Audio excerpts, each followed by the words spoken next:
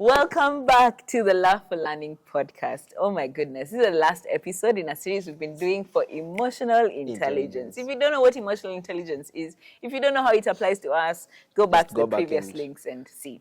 Yes, so have you been?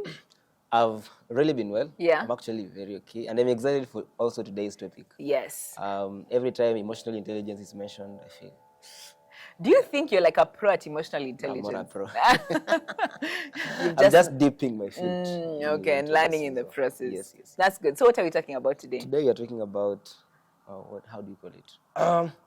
Criticism, feedback, corrections. Yes. How to give and receive criticism like in a good way, in a way that you can, just how to do it. Because I feel like sometimes in adulthood, I think that's one of the things we get to encounter, that you actually really need to know how to do and to receive. Yes, to receive. Yeah, and then so giving and receiving. Yes, as well as being able to learn how to. Okay, so now someone has said that. How do you learn how to put it into practice in your life, right?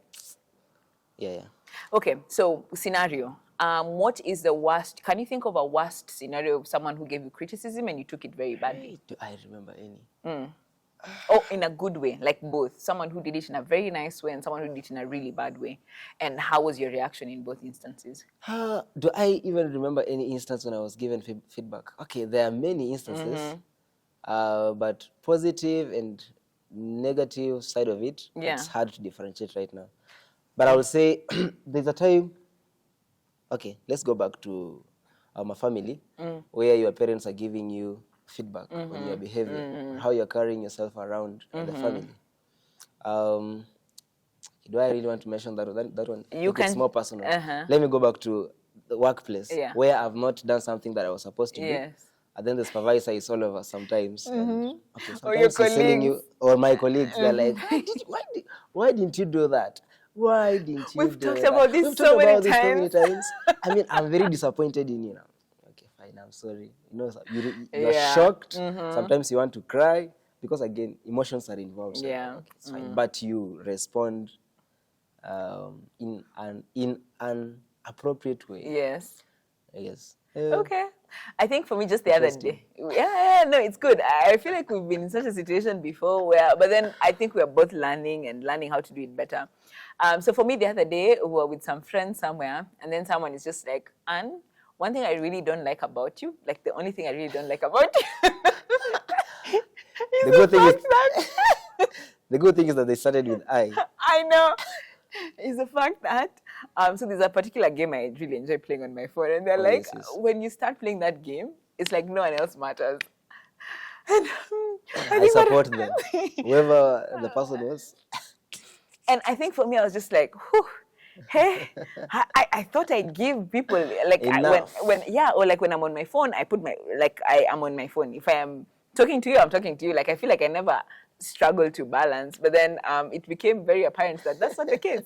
So for me, it was like, hey, but then at the same time, I'm like, I think I've been in a season where I'm really valuing feedback. So I'm like, I claim to be in that season. So what am I doing now that you've been told that this is something they don't like how you do it or what you're doing and how you're doing it? What are you going to do about it? Yeah. So it made me really reflect and think about it. I appreciate the way that the person brought it up, and even as they were bringing it up, they were just like, I feel like even the way she phrased, like, everything else about you, great, amazing, but good. This one thing. Yeah, I like it because it's, when you're giving feedback or criticism, it's more of the environment created than the real action. Yeah. So you create an environment where a person can respond positively because how they respond, it depends with the environment, how you're going to approach it.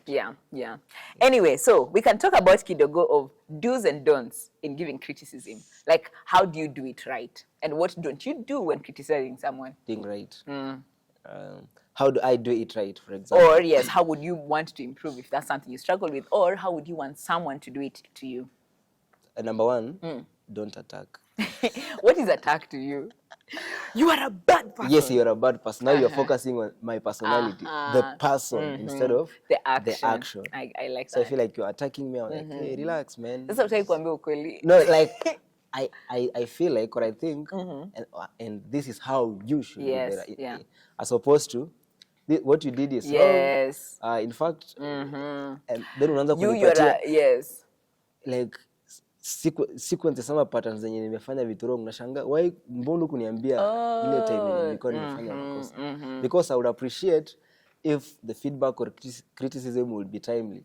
Okay. So you can't wait for too long, then come and tell me, by the way, you know, thing that 2 you years did, ago, I didn't like it. So don't attack. Yes. And be kind to me. Use good words. I think what you say, like, just to summarize, one, for sure, focus on the action and not the person. Yes. Like, if you are, like, yes, you're the one who's done it wrong, but then focus on, I think you can do this particular action well, and don't say that, wait, you are a lazy individual. Anything you're given, you cannot do. Because I'm not going to respond to whatever you're telling me. Yeah, and just tell them, you know, I think you could do better by coming actually on time. That will help, being better at timekeeping. And then two, what you said is also right. Like, do it in a timely manner. Yes, like, it's not like at 6 months ago, I did something, and now you're coming to, you know, you're so bad at that. I was like, bruh, I don't even remember what you're talking about. Yeah, so do it in a timely manner, and also be kind. Like, choose the right kind of words. Yes. When you're saying, you don't use a vulgar language. Yeah, I think that's really good. Just something to, what else have you not mentioned? I think also it comes from being aware of your personal biases. For instance, I am more likely to be very irritated if someone lies to me because of past trauma that have happened to me, that which we talked about in a couple of episodes prior. Yes.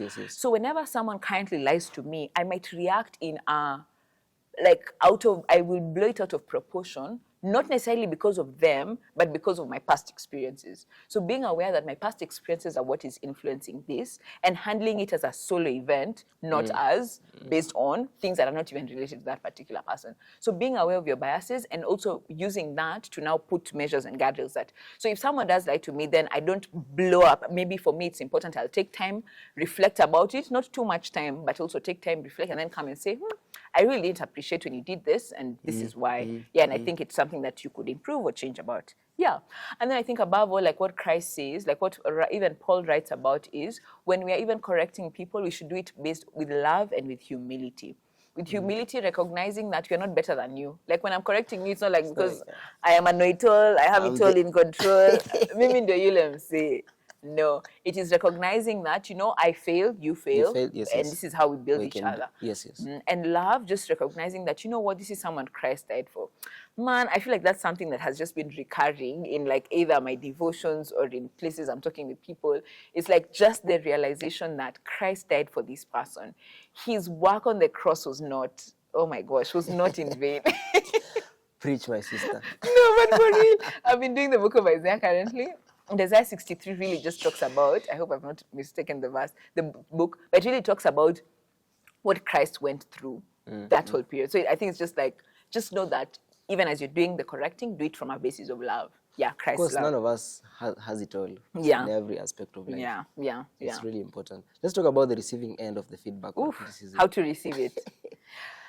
Hey. But let us appreciate the fact that feedback is a hard thing to give or to receive. Many a times when you, for example, I'm preparing to come and give you a criticism or feedback about your behavior, something that you did, most of the time I'll try to wind it around, around the bushes, and like, hey, mixed emotions before giving it. But now the receiving end of the feedback, how do you do it? I think what I would even just share what works for me. Take time to process it, because actually this is something to consider.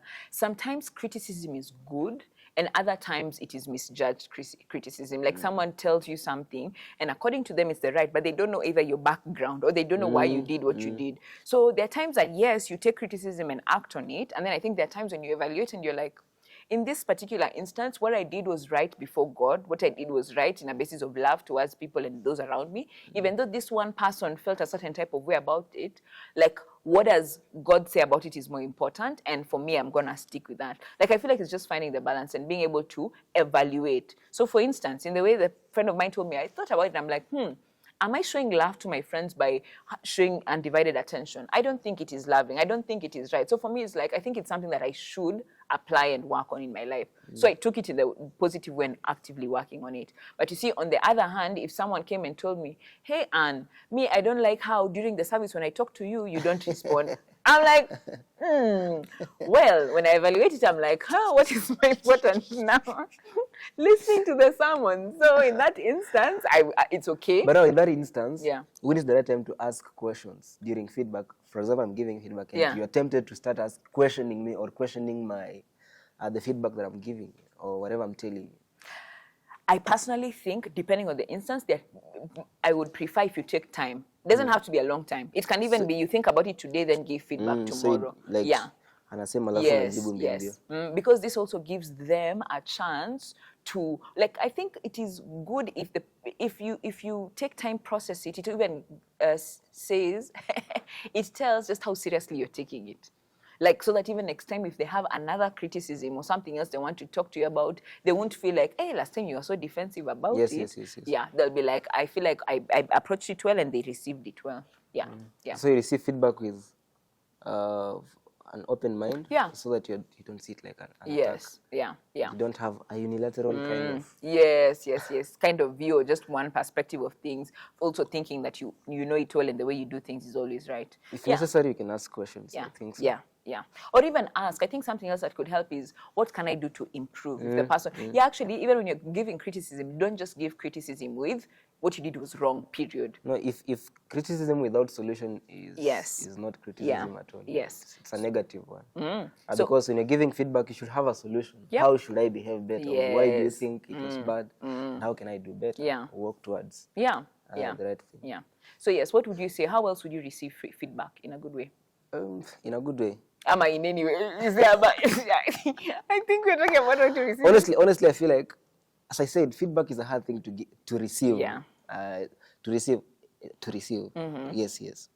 Because, and as I said, emotions are involved, and naturally, emotions are made to kind of defend us. You know, they want us to be safe, like to just be comfortable with whatever you're doing. So the moment someone comes and questions how you're doing things and how you're not doing some good things, like, hey, okay, some people can cry, some people can, of course, receive it with shock. I can't believe that this thing has been hurting these guys. And as I mentioned these two things, I can receive, okay, I'm not a weak man. Nobody. And nobody is weak when they express their emotions by shedding tears. So sometimes you want to shed tears. Of course, you might not shed tears in the presence of a person that is giving you feedback, but you think about it. I know in your heart, the heart will be throbbing. You are like, I'm hurt. This guy, why is he saying all these things? But as you said, open-mindedness. Yes. You can ask questions how you can do better.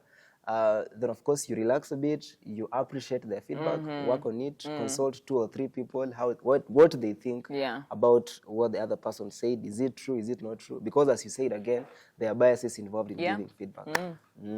I think also something else, when I think there are 2 ways you can give feedback. One, which I think is the right way, you just tell someone, hey, you did this thing and it hurt me and I think you can do better. Or you did this thing, I think it was wrong and this is how you can improve. But a second way that I feel like I have both been on the receiving end and also on the giving end is, I'll come to you and tell you, by the Shadi, you hurt me. You hurt me, I don't want to talk about it now, I'm going to talk about it later. Oh. So but that is when you're not sure about... But you see, what my issue with that is, I feel like you put the other person on the you're not telling them what they did wrong. They keep on you're not exactly, and you're not even giving them a timeline that I'm going to talk to you within this specific amount of time. You're just like, okay, I'm just going to talk about you when I'm ready. So how is that helpful to the other person? Like, I understand sometimes... Impulsive kind of giving feedback. Yeah, because I feel like it is not constructive. But do you think sometimes it's necessary? Because of course you're hurt. You want your friends to know, but you're not sure you want to talk about it. That's okay, but give a timeline. I feel like my issue is if you don't give a specific timeline. You'd be like, hey, I am very hurt by what you did, and I'm not in a position to talk about it now, but give me a week, we can have that conversation. Or, what you did in this situation hurt me, and I'd want us to talk about it, but give me some time, this amount of time. Because I feel like if you leave it open-ended, personally, I've been on the end where I start kushuku, like I start being on the guard of each and every single thing I do. Because you didn't tell me what hurt you. You didn't So you're tell not me. sure. I'm not sure if I do this, it's going to hurt Exactly. you. Will this, or like, okay, now can we talk in the middle as you're processing, or can we not talk as you process? So do we, like, what do we do now? Yes, exactly. Or like I will say something and it will trigger what we talked about.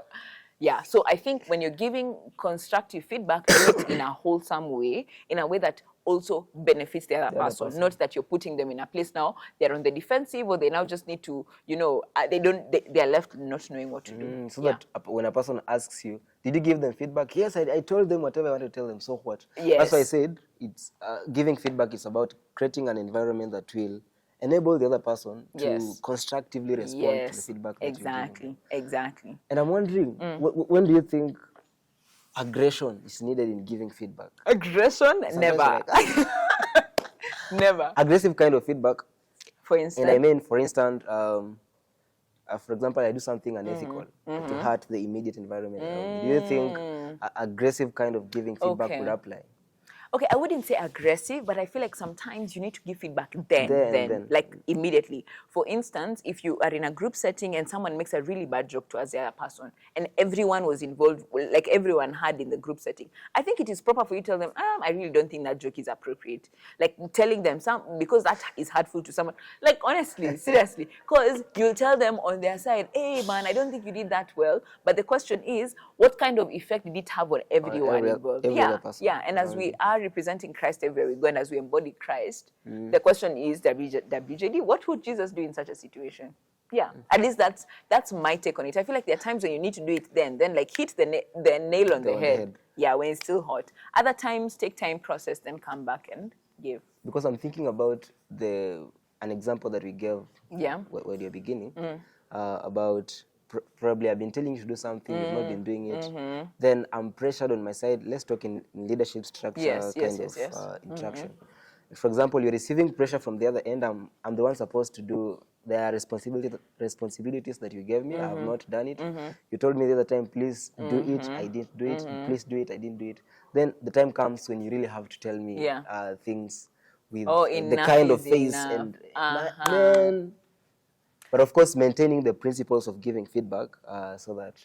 I think that's fair because you have had the conversation over a number of times, over a period, and then there was no appropriate response. So in that instance, then I feel like, yes, there are times you just be like, if that's the way to communicate, the way someone will understand is telling them, by the way, I actually mean what I've been saying. And this is why it is a problem. With a straight face. Exactly. Yeah, I think so. That's interesting. Yes. Anyway, as we wind up, any closing remarks or parting shot? Closing remark. Yeah. Let me check the Bible. Proverbs 15:31. Do you have? Okay, let me just get it. It's an interesting book. It talks about feedback. There you go, have it. So Proverbs 15:31. Okay, 15:31. 15:31 says, yes, there you go. It says, he who listens to a life-giving rebuke, okay, they refer to as rebuke, will be at home among the wise. So it is wise to receive feedback. Yeah, and actually put it into practice. And to have a positive mindset towards it, so that every time I'm hated at workplace, my friends don't like me. Why did they have to tell me like that? I'm just a baby girl. I'm just a baby boy and stuff. Sorry, excuse me. I think no, that's really good. So that is what I would say. So don't fear giving feedback, and don't fear receiving feedback. Be open-minded. Anything might come to give and to receive. Nice. I think my parting shot is, as you do it, bear the heart of Christ. Like, I think Christ was not afraid to to rebuke even his disciples whenever instances like when he called, cut. He called Satan. Yeah, he was like, get behind me, Satan. Like, Peter, that's not Satan. something you do, yeah? Ama, the time when he cut off the ear, he was like, just don't. Like, then dealt with it. I feel like there are instances where Christ was very particular and specific. And even, I don't know if you can use it. I feel like we can use this as an example. When the adulterous woman was about to be stoned and they came, and then Jesus was like, let he of no sin be the first to pick the stone, and no one did. And then he told the woman, go and sin no more. Like, it's like, yeah, fine, all this, but let's also be clear that this is what is right and this is what is wrong. So I feel like, we should not be afraid to give criticism, and I think it is also a muscle. You need to build it. Start pole slowly, and with time you'll hopefully get better. Just because in human interactions without feedback, hey, in such an amazing way to grow. Yes. So tell us, have you received feedback, either positive or negative? How has that been? How did it take you? Is it something that you're just like, if I have coseaed you, just direct me to that. Don't tell me outrightly. Tell us about it down here. No, you need to approach me the way I want to be approached. No. Tell us about it down there below in the comments. This is our final episode on emotional intelligence. Coming up, we have very interesting conversations and topics. I feel like mostly what we deal about is, what does this adulthood look like, and how do we navigate certain things around it? Yeah. So see you next time. As usual, like, subscribe, share. Until next time. And comment. Yes, and comment. Until next time, Baraka. Yes. Thank you very much.